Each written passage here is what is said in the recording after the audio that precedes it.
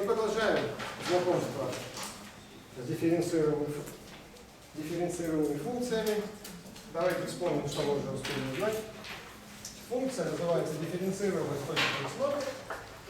Если это предельная точка ее области определения, и в этой точке, в окрестности этой точки, она предсказуема, эта функция, в таком виде O малое, когда x стремится к x0. То есть мы можем приблизить нашу функцию линейной функцией, а добавочка будет убывать быстрее, чем стремится к нулю вот этот линейный множитель. Эта константа А определяется однозначно и называется производной функцией f точки x0. Это предел вот такого отношения. Предел отношения превращения функции к превращению аргумента. Когда превращение аргумента стремится к нулю. Мы установили, что существование производной эквивалентно дифференцируемости функции в этой точке. Так что из этого следует существование производной, а из существования производной следует вот такое представление функции в окрестности точки x. Очень легко доказать, и мы это сделали, что если функция дифференцируема в точке, то она непрерывна в этой точке. Обратно неверно. Неверно обратно. Так? Не путайте, пожалуйста, это не критерий. Если функция непрерывна, то это совсем не значит, что она дифференцируема. Хороший пример это поведение модуля в точке 0. Модуль в точке 0 непрерывен, равняется, естественно, нулю, и предел равняется нулю. А производной нет. Есть производная слева, есть производная справа. Но они разные. Значит, пределы. Ну вот. Я сказал, что мы дифференциалы рассматривать не будем, а потом подумал, что это зря. Немножко все-таки сказать, что такое дифференциал стоит, если, так сказать, не сильно вдаваться в детали, все-таки это важное понятие, хотя бы что оно значит, нам надо сказать. Не более, что это очень просто. Так, ну, производную я, наверное, временно сотру. А вот тут я наоборот напишу.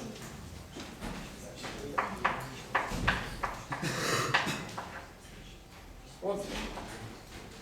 Если функция дифференцируема, так, а вы куда? Сюда?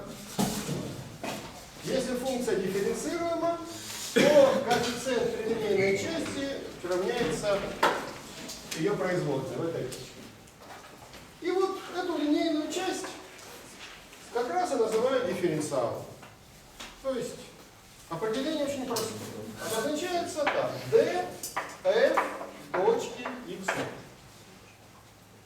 Еще говорят, что это линейная часть превращения функции.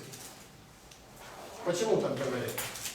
Потому что я могу это переписать в таком виде. Смотрите, f от x минус f от x0 это и есть превращение функции. А что остается справа? f' от x0 на x минус x0 плюс o малое от x минус x0. Вот все это превращение функции, и оно для дифференцируемых функций состоит из двух частей. Это линейная часть, она линейно зависит от превращения аргумента. Видите, просто какое-то число умноженное на превращение аргумента. Плюс какая-то хитрая часть, но она убывает быстрее, чем линейная. Так вот, как раз линейная часть превращения функции называется дифференциалом. То есть я могу написать здесь df от x0. Другое дело, вы не должны забывать, что f от x0, понятно, зависит только от x0. Это число. А вот это все-таки величина, которая зависит от двух параметров. Во-первых, конечно, это x0. В какой точке мы дифференциал хотим найти. А во-вторых, это превращение аргумента. X никуда не девается. Да? Это некое число, умноженное на вот эту разность. Так что дифференциал зависит от x и от x0. Хотя в такой записи зависимости от x вроде бы не видно. Иными словами, я могу f от x записать как f от x0 плюс df от x0 плюс что-то маленькое. Ну и понятно, что дифференциал однозначно определяется по производной. Так? Дифференциал можно записать немножко по-другому. Вот мы пока писали его как df от x0 это есть f' от x0 умноженный на x минус x. Давайте мы рассмотрим вот такую замечательную функцию. Ну, обозначу ее на секунду g от x, которая просто равняется x.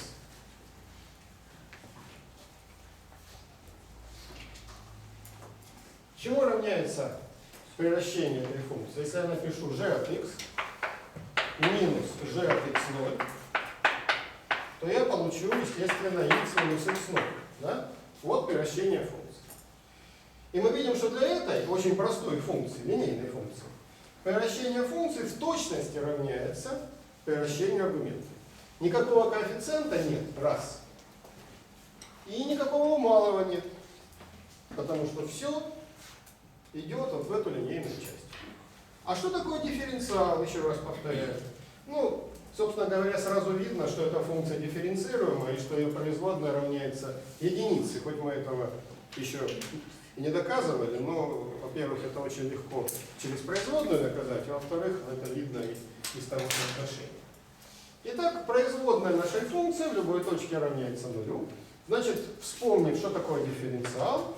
dg от x0 это есть x минус x0. Но с другой стороны, я же могу просто вот этим обозначением воспользоваться, да?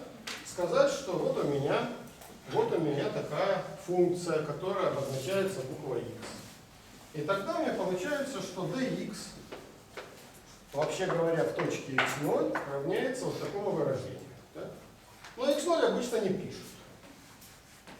И вот получается такая формула. Видите, дифференциал от обычного x. Это просто превращение вот этой независимой переменной с коэффициентом 1.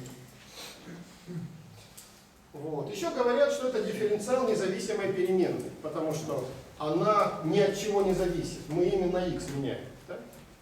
Если вот это использовать, то тогда дифференциал какой-то более сложной функции я могу записать вот в таком виде. df в точке x0 это есть производная функции в точке x0, умноженная на дифференциал независимой переменной. А под дифференциалом независимой переменной, повторяю, мы просто всегда подразумеваем превращение этой переменной. Эта величина не большая, не маленькая, какая угодно. Берем x0 и берем x. Другое дело, что только когда dx маленькая, поведение дифференциала хорошо соответствует поведению функции. Да? Мы можем взять dx какое-то громадное, но тогда вот эта вот штучка, эта добавка, она тоже будет большой. И поэтому превращение функции не будет близким к нашему дифференциалу. А вот если dx маленькая, заметьте, тут же тоже я могу написать dx, в принципе. И написать, что dx стремится к нулю. Поскольку это независимая переменная, я так могу написать.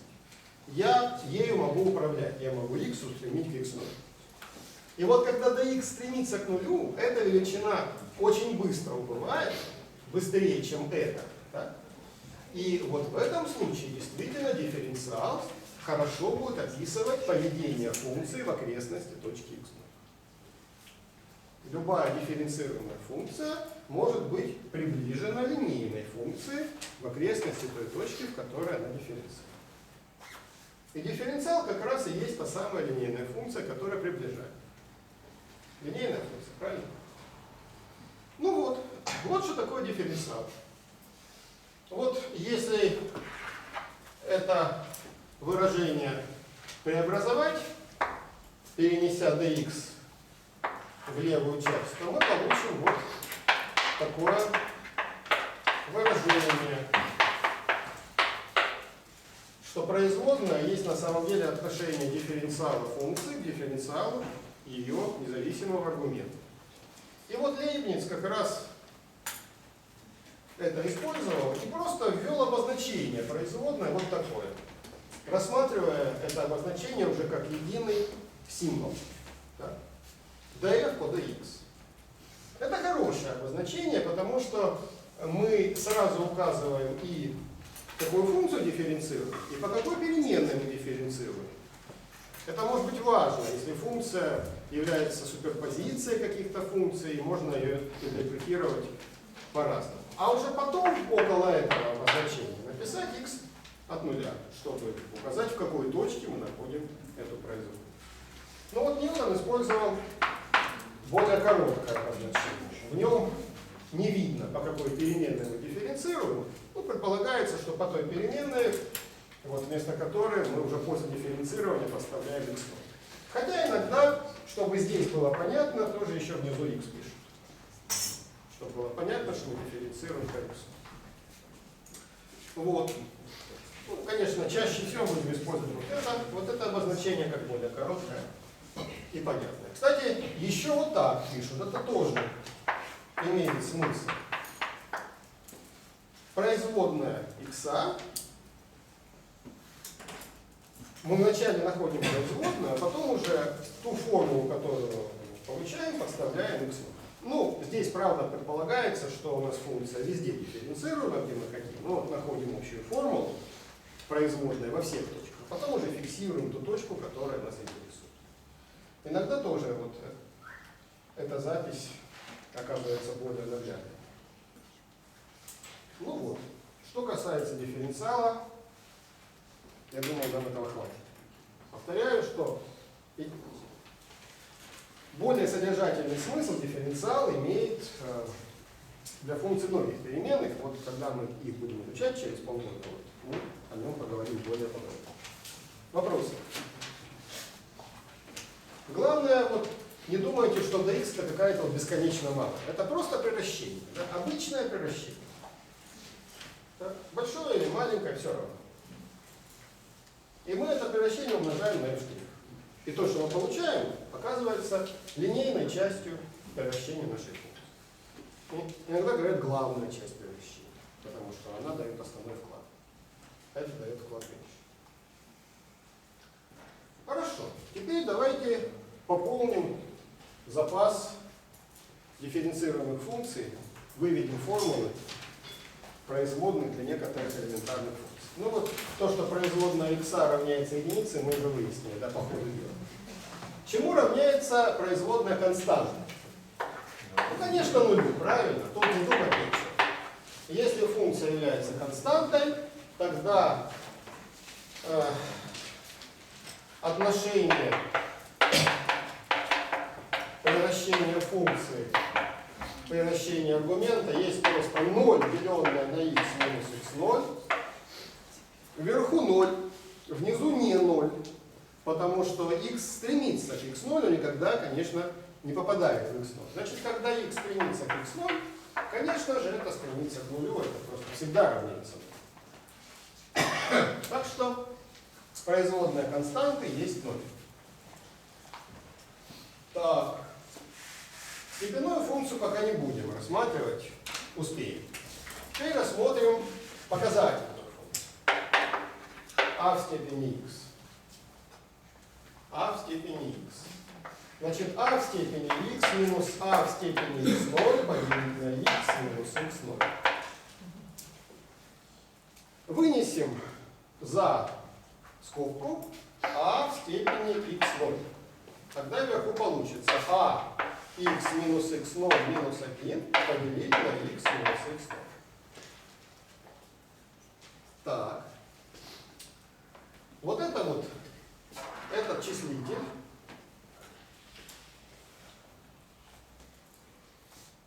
мы же рассматриваем как случай, когда x стремится к x0, не забываем, да? Когда x стремится к x0, мы знаем эквивалентность для этой формулы. Чему это эквивалентно? X минус x0 умножены на натуральный логарифм а. Я даже не буду это еще раз переписывать. Раз это эквивалентно, то для изучения предела мы можем просто эту эквивалентность использовать. Мы доказали такую теорему. X минус x0 сокращается. И у нас, собственно говоря, иксы пропадают. Получается а в степени x0 на логарифм а. Переходя к пределу, мы то же самое получим. Значит, производная показательной функции есть сама эта показательная функция, умноженная на логарифм основания. Если основание это e, то получается самая простая формула из всех. Вот. Экспонента это функция, производная которой совпадает с самой функцией. Есть такой анекдот. Грустный, правда.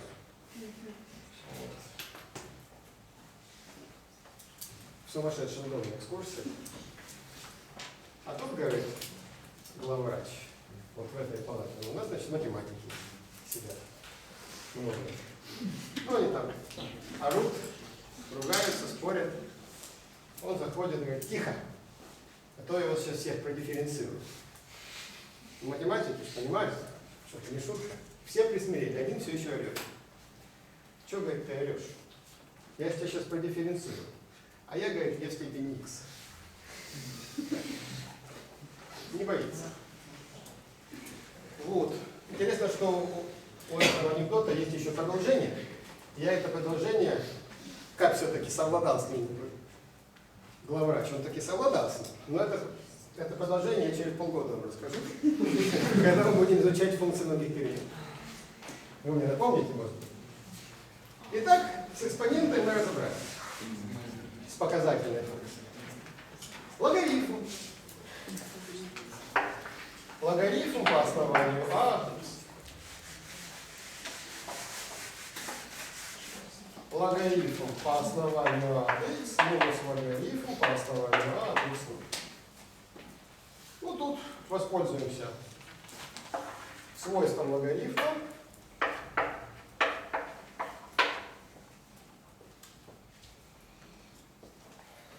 А тут я как раз x0 давайте вынесу внизу из знаменателя. Тогда останется x поделить на x0 минус 1. Правильно? Вот теперь смотрите, у нас x стремится к x0. Значит, аргумент логарифма стремится к единице. У нас тоже есть такая эквивалентность. Правда, она у нас обычно записывается вот в таком виде, когда t стремится к нулю. Если вот у нас такой логарифм и t стремится к нулю, то чему это эквивалент? Давно. Давно?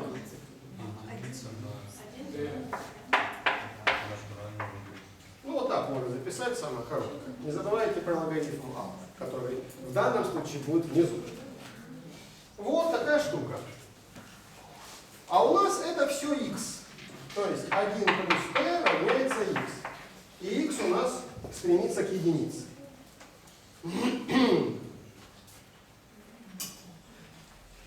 Тогда видите, если я тут напишу x и скажу, что x стремится к единице, то t у меня будет x минус 1. Значит, тут я напишу x минус 1. Вот чему эквивалентен логарифм в единице. Аргумент минус 1, деленный на... Ну, то есть тоже, конечно, 0 будет, правильно? Только не перепутать, что из чего вычитать. Итак, этот логарифм эквивалентен x поделить на x0 минус 1. Так, и еще внизу появится натуральный логарифм а. X, деленное на x0 минус 1, благополучно сокращаются, и иксы пропадают. Остается единичка на x0. Значит, это эквивалентно единичка на x0 И еще внизу логарифма остается. Вот такова производная логарифма по основанию А, точка x0. Видите, во всех точках, где логарифм определен. Самый, конечно, лучший случай, если мы рассматриваем натуральный логарифм, тогда производная просто равняется единичка на x. Заметьте, как интересно. Производная оказывается более простой функцией, чем исходная. Да? Вот для показательной функции, как была показательной, так и остается показательной. А тут вот получается логарифм превращается просто в рациональную функцию, простейшую единичку на x. Так, ну давайте синусами займемся. Да? Синус x.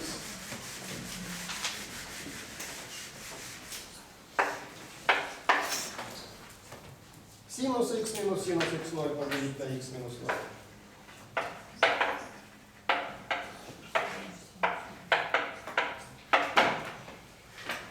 Формула синусов, разности синусов воспользуемся. Диктуйте.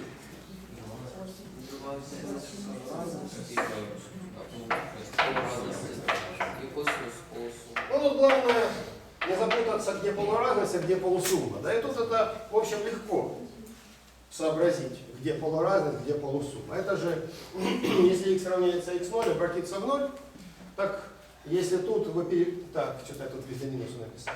Если вы тут перепутаете, где разность, где сумма, у вас нуля не получится. 0 должен быть именно для синуса. Вот. А для косинуса остается, собственно, что-то другое. Тут еще проще, на мой взгляд. Значит, опять-таки эквивалентность. Когда x стремится к x0, мы тут получаем первый замечательный предел, ну, часть, по крайней мере, этой формулы. Представляет собой первый замечательный предел. Синус этой разности, поскольку аргумент стремится к нулю, эквивалентен самому же методу x минус x0 поделить на 2. X минус x0 сокращается, двойка сокращается. Вот первый случай, когда у нас x не пропал совсем, да, все-таки он остался. Но здесь он ничего плохого из себя не представляет. Да, мы можем смело перейти к пределу. Функция косинус непрерывная. Значит, это выражение стремится просто к косинусу x0 плюс x0 пополам, когда x стремится к x0. Ну, а это просто косинус x0, как косинус x0. Производная синуса это косинус. Производная косинуса это минус синус. Это мы не будем доказывать. Сами можете доказать, используя формулу разности косинуса. Значит, производная косинуса минус синус. Не забывайте про минус. Ну и, собственно, пока хватит конкретных функций. Теперь давайте мы докажем арифметические теоремы о производных.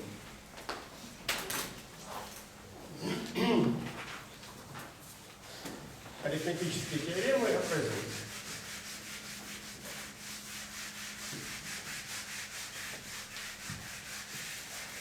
Как влияет операция дифференцирования на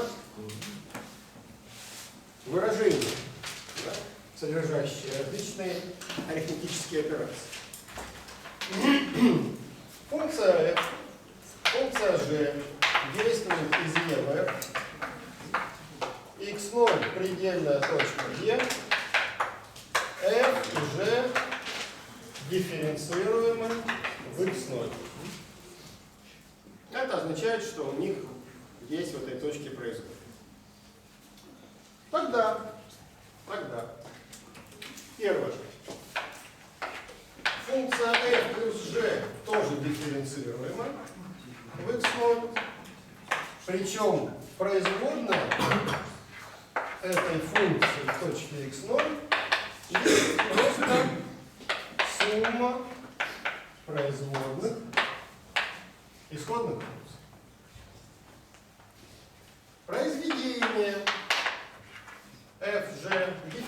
фиксируема в точке x0. Причем производное произведение чему равняется? К сожалению, не произведению производного. Вот Лейбниц вначале думал, что равняется произведению производных. Но тут такое дело, что мало ли что он думает. Да? Вот объективно получается, что не равняется произведению. Вот как ты не трогай. Вот чему равняется. Берется производная со множителем и умножает, вот одного, и умножается на значение функции другой. И то же самое для другой конфигурации. Вот так. Вот эта формула, кстати, очень много нам потом создаст проблем. Потому что вот из-за именно такой формулы для производной произведения существенно усложняется процесс вычисления обратной характеристики к производной. Да? Вот знаем мы производную, как найти ту функцию, при дифференцировании которой мы получим такую производную. Вот если у нас сумма производных, то мы берем исходные функции, пишем сумму и получаем как раз то, что хотим. А вот для произведения так не получится. Даже если мы знаем, что у нас f' является производной какой-то функции f, g тоже, то вот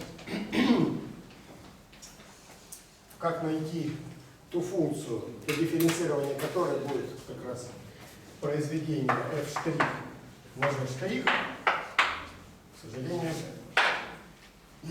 не так это просто. Операция обратно дифференцирования называется интегрирование. Да? И вот в следующем семестре мы о ней будем говорить и увидим, что интегрирование произведения – это вещь неприятная. Интегрирование сумм – это очень приятная вещь. Да? Сравнительно приятно. Сравнительно с интегрированием произведения. Вот. Ну и третье. Меня еще интересует дробь. Ну, дробь f на g надо потребовать еще одну вещь, что g от x0 не равняется 0. Если дополнительно это потребовать, что логично, да, то тогда определена функция f на g в точке x0. Определена она, кстати, в окрестности точки x0. В этом случае. Или нет? Да определена, конечно. Потому что g-то, раз она дифференцируема в x0, значит она является непрерывной. А мы знаем, что если функция непрерывна в точке и не равняется в ней нулю, то она в некоторой окрестности тоже будет отлично равняться. Так что в некоторой окрестности можно определить такую дробь. Определена в некоторой окрестности x0. Это не утверждение. А утверждение следующее. f на g дифференцируем. Зачем нам надо, чтобы f на g была определена в окрестности? Чтобы x0 оставалась предельной точкой для e, для нашей функции. Да? Мы что будем переходить к пределу. Так вот, она дифференцируемая точки x0. И формула будет такая. f на g штрих точки x0, f штрих x0, g просто x0 минус f от x0 на g штрих от x0 поделить на g квадрат от x0. Без всякого штриха. Вот такая формула производная частная. Минус, не забывайте, где стоят штрихи. Так? Здесь штрих для числителя, здесь для знаменателя, а внизу знаменатель в квадрате. Он не равен нулю, так что все в порядке. Формула имеет смысл. Ну вот. Доказываются все эти формулы одинаково. Давайте мы докажем среднюю из них. Формулу для производных произведений. Вот. Производная для суммы вообще тривиальная вещь. Ну а для частного, может, я тоже начну ее доказывать, а вы потом закончите. Значит, я не буду специально доказывать, что функция это f на g является дифференцируемой. Мы знаем, что дифференцируемость равносильна существованию производной. Поэтому, если я докажу, что существует производная, я и формулу сразу получу, какую хочу, и докажу, что функция это f на g дифференцируемая. Так. Определение. Я хочу найти f, g' в x0. Это предел f, g от x минус f, g от x0 поделить на x минус x0. Когда x стремится к x0. А что я знаю? Я знаю, что такие пределы существуют по отдельности для f и для g. Ну, значит, я должен преобразовать эту дробь так, чтобы я смог явно выделить вот эти пределы, о которых я знаю, что они существуют. Отдельно для f и отдельно для g. Так. Предел. Что такое f g от x? Это f от x умноженное на g от x. Собственно говоря, очень похоже на то, как мы доказывали формулу предела произведения функции. Точнее, предела произведения последовательности. Для функции мы там уже результатом для последовательности пользовались. Прибавлю и вычту одно и то же значение, в котором для одной функции будет аргументом x, а для другой x0. Ну, все равно. Так вот, давайте f от x0, а g от x. Вот только, боюсь, не хватит у меня места. Ну ладно. Плюс f от x0, g от x. Ну вот, сотру, это не так важно. Так. Минус f от x, g, так, f от x0, g от x0. Вот тут у нас 2x нулевых. Так? И все это поделить на x минус x0. Так, смотрите. Я могу эту дробь разбить на 2. Здесь я могу вынести за скобку g от x. А здесь могу вынести за скобку f от x0. Если такой предел существует, то и пределы вот этих двух слагаемых существуют. И наоборот, если существуют пределы вот этих двух слагаемых, которые я сейчас напишу, то такой предел существует. Так что пока я напишу просто равно, так, а потом, как только я преобразую это выражение, я увижу, что эта сумма действительно существует, ну и тогда будет и это существовать, и это, и следовательно производить. Значит, первое слагаемое. f от x минус f от x0 поделить на x минус x0 умножить на g от x. X стремится к x0. Второе слагаемое. Предел. Здесь что будет? g от x минус g от x0 поделить на x минус x0 умножить на f от x0. Тут вообще все хорошо, видите? f от x0 это константа. Я могу вообще ее вынести на знак предела. А эта дробь имеет предел, она стремится к g' в точке x0. Это существует величина, потому что функция g дифференцируема в точке x0. Здесь чуть-чуть надо больше сказать. Вот этот сомножитель стремится к производной f в точке x0, а этот сомножитель он-то, конечно, от x зависит. Но он тоже имеет предел. G от x. Почему? Почему я так уверен, что g от x стремится к g от x0? G от x стремится к g от x0. Потому что g непрерывна. Она непрерывна в точке x0. А непрерывна она потому, что она дифференцирует. Таким образом, этот предел существует, как предел произведения функций, каждая из которых имеет предел, и равняется f' от x0 на g от x0. Этот предел существует, равняется g' от x0 на f от x0. Ну, значит, существует и сумма этих пределов, значит, существует этот предел, а этот, и мы окончательно доказали формулу и существование производной, и формулу для этой производной. А раз производная существует, то f на g дифференцируем. Вот. Ну, а для дроби, просто надо немножко больше преобразований сделать. f на g от x минус f на g от x0 поделить на x минус x0. X стремится к x0. Ну, расписать это, да?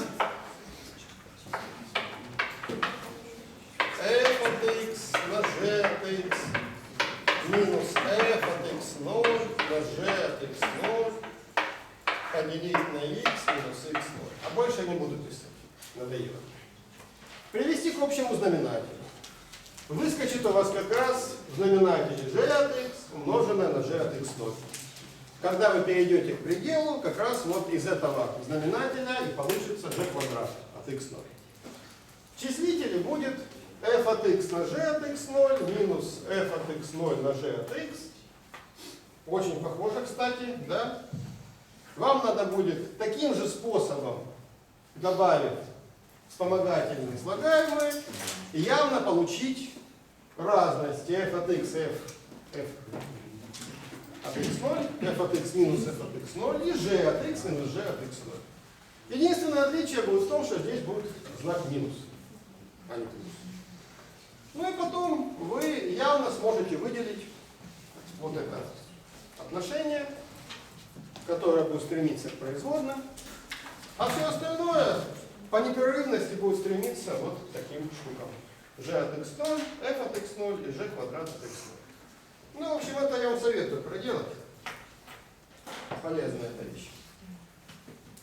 Так.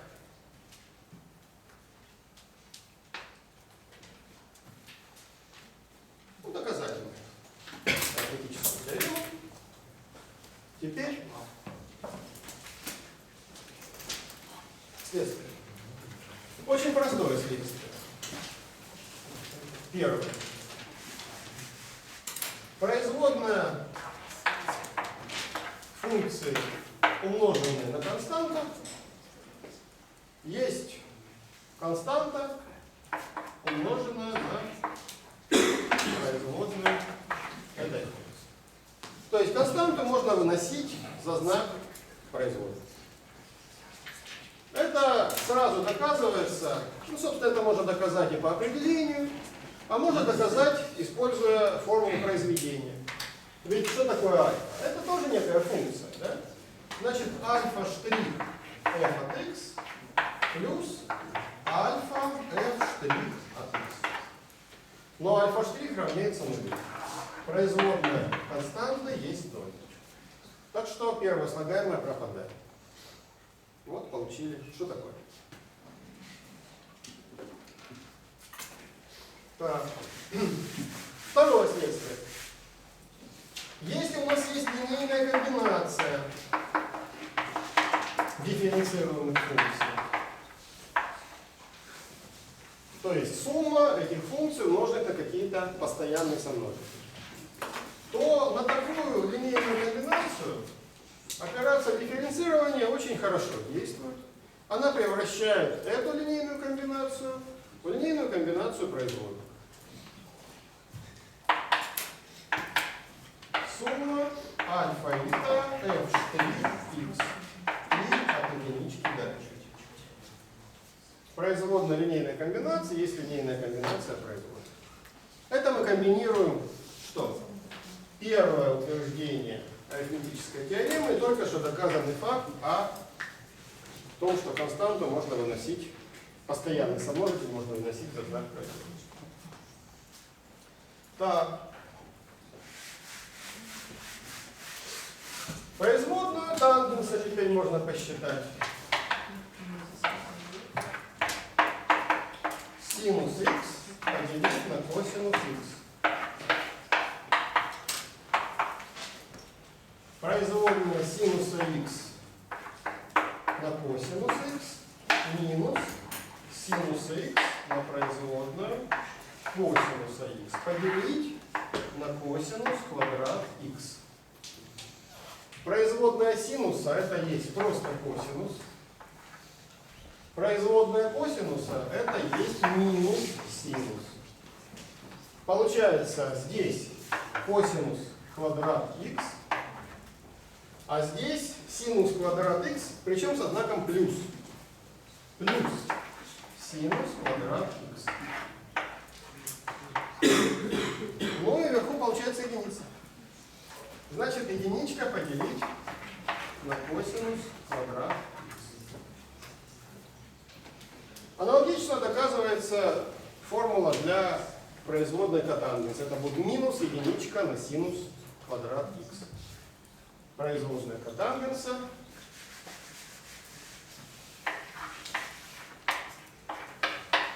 минус единичка на синус квадрат x. Вот.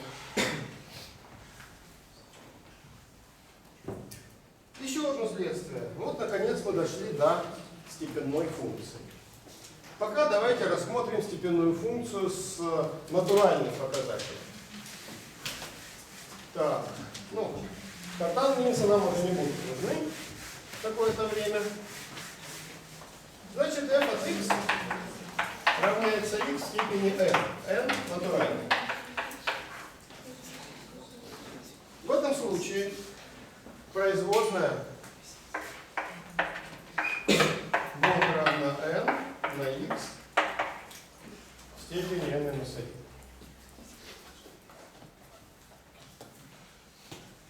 По индукции можно доказать. По индукции можно доказать. База индукции. Когда n равняется единичке, мы имеем f от x равняется просто x. Тогда производная x это есть единичка, а по формуле производная равняется единичка умноженная на x в степени 1 минус 1. То есть как раз единичка и будет. Так что для n равного единице формула справедлива. Индуктивный переход. Второй шаг. Предполагает, что формула справедлива, вот эта формула, справедлива для n равного k, и докажем, что она справедлива для n равного k плюс 1. Если мы это докажем, то по принципу математической индукции мы сможем утверждать, что наша формула справедлива для всех натуральных формул. Значит, что мы предполагаем?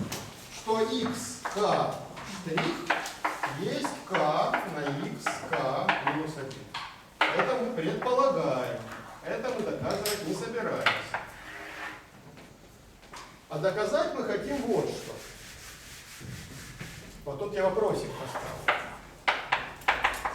Доказать мы хотим вот что. Что вот такая степенная функция равна, вернее, производная, равна вот такому выражению. Вот это мы должны доказать. То есть доказать формулу звездочка для случая, когда n равняется k плюс 1. Ну вот как раз за 5 минут можете доказать. эксперименты.